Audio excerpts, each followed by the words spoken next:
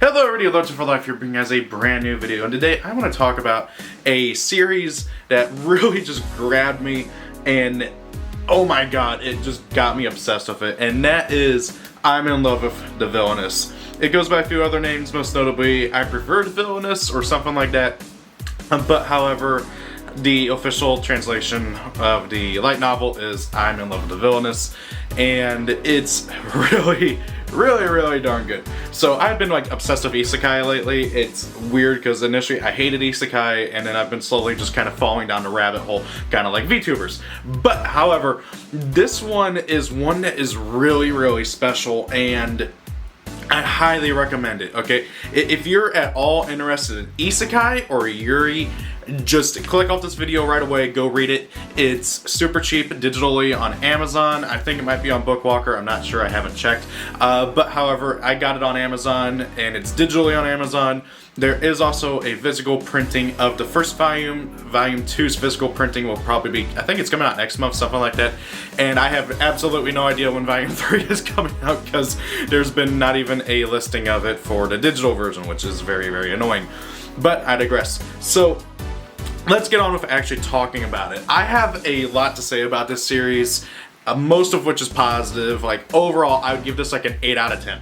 But however, it does have a few nitpicks, which I will get into later. So what the heck is this series about? Well, it's an isekai. Basically, a girl named Rei Ohashi suddenly finds herself in the body of Ray Taylor, the main character of her favorite otome dating game, where, well, the goal of the game is, of course, to date one of the 3 princes and, well, fall in love, and, you know, it's standard shoujo bullcrap. But, however, here's the thing about Ray. She is a lesbian, and she does not care for the princes, but she is madly in love with the game's main villain, or villainess, Claire Francois. And so instead of going after the princes, she decides to go after Claire and also use her knowledge of the game, its world, and story to try and avoid any of the bad events, or at least change the outcome, knowing fully well that at the end of the story in the game, Claire ends up either dead or exiled, and she's trying to stop that. So, right off the bat, this is something quite a bit different from what I'm used to. There is a bit of magic in it. The light novel actually really caught me off guard with that, because I thought they were going for a more realistic sense, you know, as realistic as you could go with isekai, but then they pull out magic and I'm like, oh, Harry Potter. And it actually kind of gives me Harry Potter vibes too. It's kind of weird. But however, it's really well tightly focused and everything. The characters and the story are what drives this novel so well. It's ridiculous, okay? I wasn't sure what to expect going into it, because I've never really dabbled into Yuri much, other than the off-brand kind of Yuri, if you know what I mean. But however, Yuri manga and Yuri light novels, I've never really read much. I read Road Queen once, and that was meh. I almost want to call it garbage, but like, it's meh. And I just recently read another one after reading this, and it's so good. Okay, so right off the bat, Ray. Let's talk about Ray.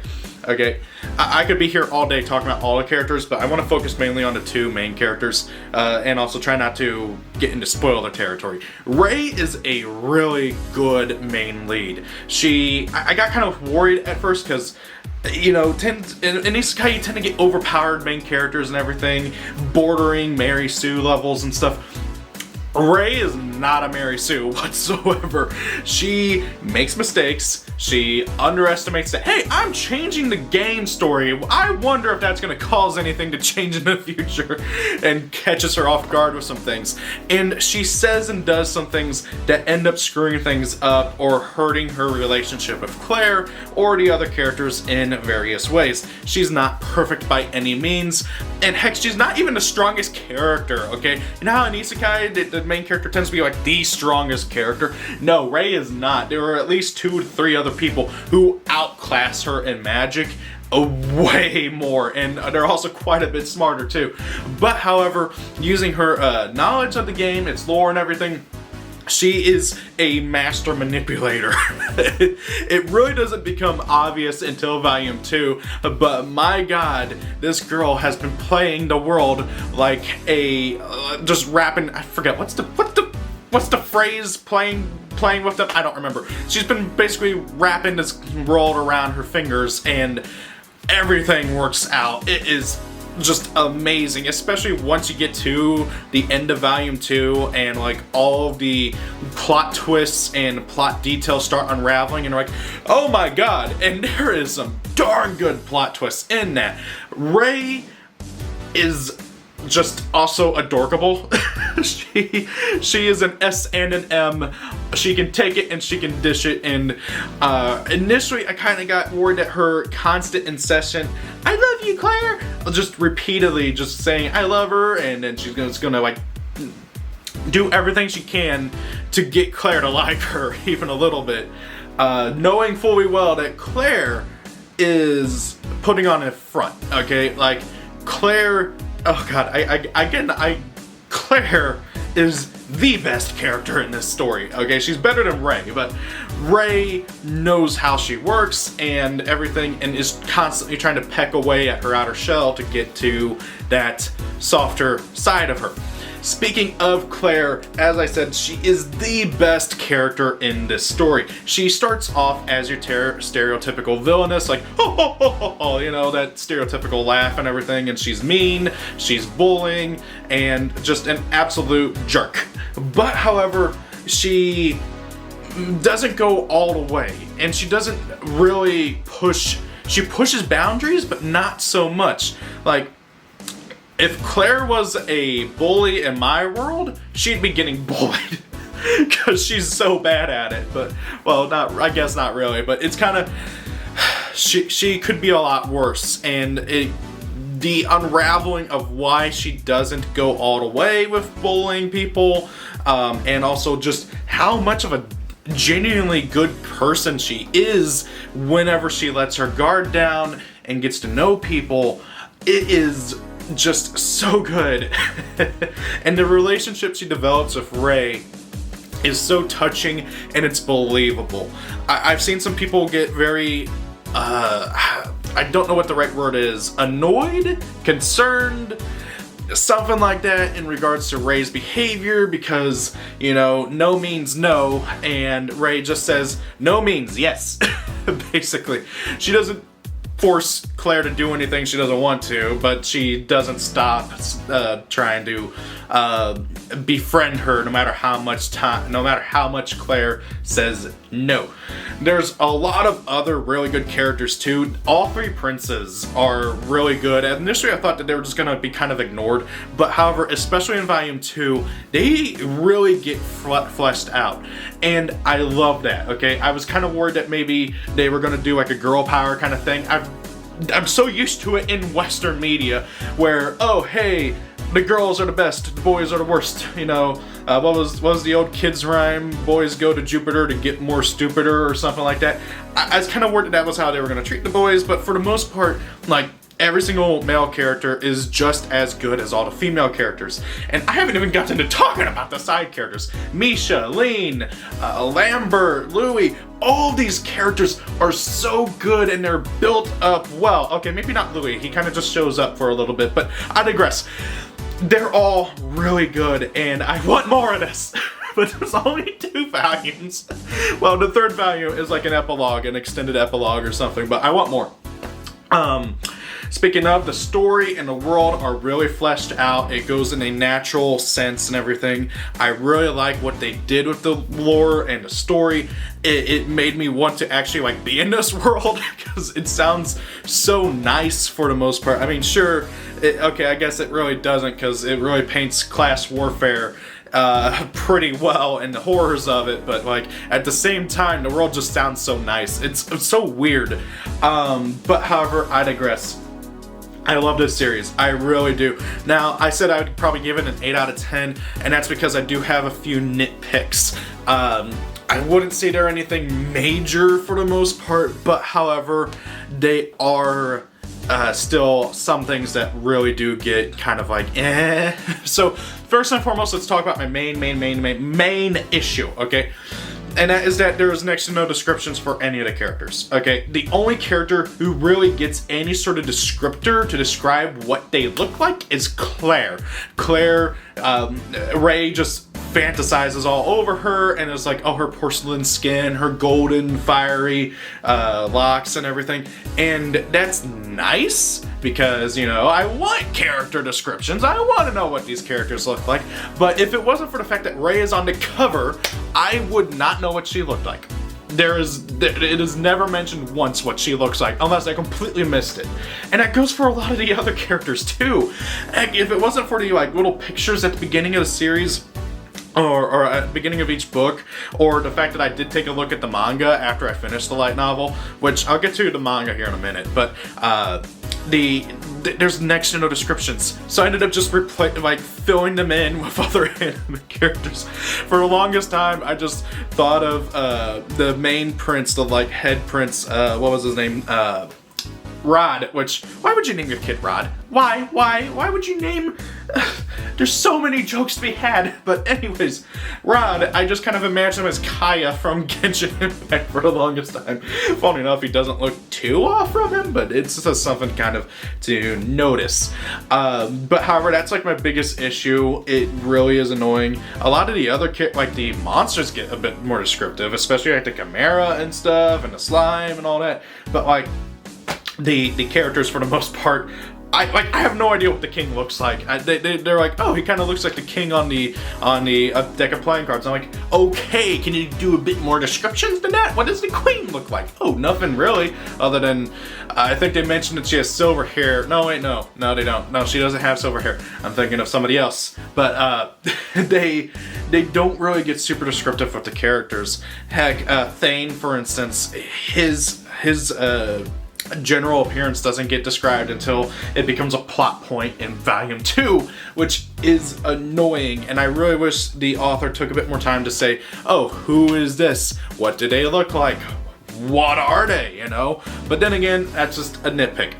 The other big issue I have with this, the volume 2 and 3 covers spoil some of the big plot points. Well, I don't know. Well, definitely for Volume 2. Volume 3, I don't know if I could say it's a really big plot point since it's more like the epilogue part of it, but I guess it would be. Yeah. Anyways, they spoil stuff, and it's like so apparent. Like, it is really obnoxious. And the worst thing is there's no way to get around it, because if you go to buy it, if you go to read it, you're gonna see the cover, because it's the cover. It's the first thing you see. And that just really grinds my gears. I don't like it when you put a super obvious spoiler on a book. Okay, I have that issue with So I'm a Spider, So What? There's a pretty big spoiler on, I think, volume 6 or 7's light novel cover, which is very obnoxious. Okay, so I just don't like it when games, anime, manga, light novels do that and put big spoilers on the cover. Plunderer's anime adaptation recently did that too, or I say recently, but it was like last year. Oh my god, it's been forever. The other two nitpicks is, well, okay, this is probably like the least important nitpick. I don't like that it's so short. I really want more of this. I want more. These characters I am so invested in, and even though I've already read the light novel, I am going to read the manga, and I am totally going to read the light novel again sometime. I don't know exactly when, because I do have other books on the back burner that I want to read, but I digress. My final nitpick, and I know this is going to be a bit of a point of contention, so I'm kind of nervous even bringing it up, but I feel like I have to, is, so as I said, this is a Yuri series, okay? Makes sense, okay? That's the whole point of it, and all that, so you know what you're getting into when you go into it. So, if you know what you're getting into when you go into it, why is it that halfway through book 1, and again kinda through halfway through book 2, is there just a massive bit of preachiness, okay? There comes a point in book 1 where a character just straight up asks Rei if she's gay, and I'm like, cool, okay. And then we get a bit of exposition on what the world that she lives in now views on gay people. And, you know, of course it's not good because it's in the Middle Ages. It's based on Middle Age European time period, and that totally makes sense. I'm like, okay, cool, more world building, I like that. And then she goes on for like a page or two about like gay rights and all this other stuff, and I'm like, why are you preaching to the choir here? If somebody is reading this novel, they're already fine with gay people. You don't need to preach about it. And it just, maybe I'm just using the wrong terminology, but that just kind of rubbed me the wrong way. Don't get me wrong, I am fully in support of gay rights and all that, but like, it just really came as off-putting and out of nowhere. There is another time in volume 2 where it kind of starts straddling that as well, where there's a character who is a trans allegory, okay? This character is not actually trans. They were born in one gender, then a curse was placed on them to make them look like the other gender. That is, I kind of wish they would have just made the character trans. That would have been a bit cooler. But however, it's a trans allegory, I'll take it, whatever. But however, again, the character gets a bit preachy out of it, and there comes a point where a plot twist gets pulled out of nowhere that had no build up, okay? Every other plot twist, including the character who's a trans allegory, was built up at least a little bit, whether it be earlier in volume 2 or even in volume 1. So having this other plot twist just kind of pulled out of nowhere was kind of just, what? It felt so out of nowhere, and it was boggling my mind, and it still does. So I don't know what's up with that, but then again, that might just be me. I don't know. Some people might get annoyed by it, others maybe not. So that really just comes down to you and your personal opinions and everything. Again, I'm all in support of trans rights and everything, so it was cool that they had that character and it worked really well. I kind of wish they just would have gone out and made the character actually trans, but I don't know. I'll take what I can get. Either way though, oh yeah, there is also another arguably preachy point where Ray gets into a fight with a nun about gay rights, but that was actually like really cool, and I really did like that, okay, because that made sense within the world. I don't know, but it didn't feel preachy. It felt more like she's standing up for what she's believing in, so I liked that. But however, other than that, I don't really have any complaints. The writing is pretty good, the characters are good, the story is good. I want more, and I want to check out more Yuri stuff. I feel like I've been missing out on an entire genre here. I'm all into romantic comedies and stuff, and this is hilarious, by the way. It's especially Volume 1. Volume 2 is where the drama starts ramping up, and the character development really starts ramping up, but however, it still works really well, and I want to see if there's more stuff like this. So if you guys have any recommendations for a Yuri series I should check out, I would love to hear it. But other than that, I don't know what else to say. I'm trying to not spoil much of anything, okay? Because you should go as blind as possible into this. It is so good, and I love it to death. Please give it a read, give the manga a chance. Oh yeah, I forgot all about the manga. The manga is currently only a few chapters in, and it's pretty brand new. I've read a chapter just to check it out. I plan on reading the rest later on when I get the time, and it's pretty good so far. There's, you know, I mean, again, it's the same thing, but now you actually get to see the characters. I like it. I want to see more of it. I am going to be buying the manga whenever it comes out in America. Right now, there is no way to legally read it, as far as I know, so you have to find the fan translations wherever you want to go. But other than that, you know, check it out if you can. You know, support the author. I think the author's a she, I'm not sure. The author is on Twitter as well. I'll have a link down below to the author's Twitter account so you can go and follow them. And, you know, just check it out. The series is so good. I love it. I love it. I don't know what else to say without getting into spoilers, because the story, oh my god, I have so many thoughts on the story. The story gets so good, especially in Volume 2. I love it. I love it. It's an 9 out of 10. There, 9 out of 10. 8 out of 10, 9 out of 10. I can't decide. Read it. Rate it. That's all for today. Anyways, guys, thank you for watching this video. I am so sorry about not uploading much at all. The last bit of 2020 was really tough for me. I had a lot of issues going on. For my longtime fans who like my figure reviews, you might notice that I'm missing a lot over here. That's because I had no other choice but to sell a bunch due to some money issues that came up. So I had to sell good like 10-15 figures out of my collection, which really sucks. And I had to also cancel every single pre-order I have, or had, I should say. So between that and working 2 jobs, it really got me good with the depression and all that fun stuff. So I stopped uploading for a while.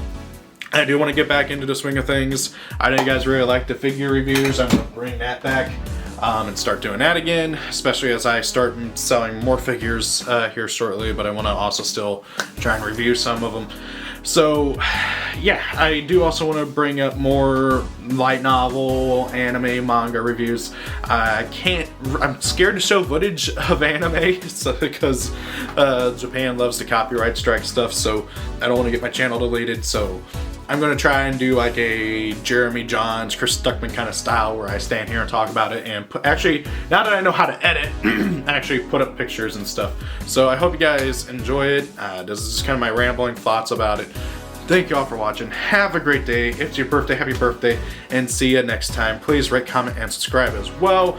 I'm going to try and get into the swing of things of uploading about once a week, but we'll have to wait and see. I can't make any promises because I'm still working multiple jobs and life is still super stressful. So anyways, guys, see ya. Peace out.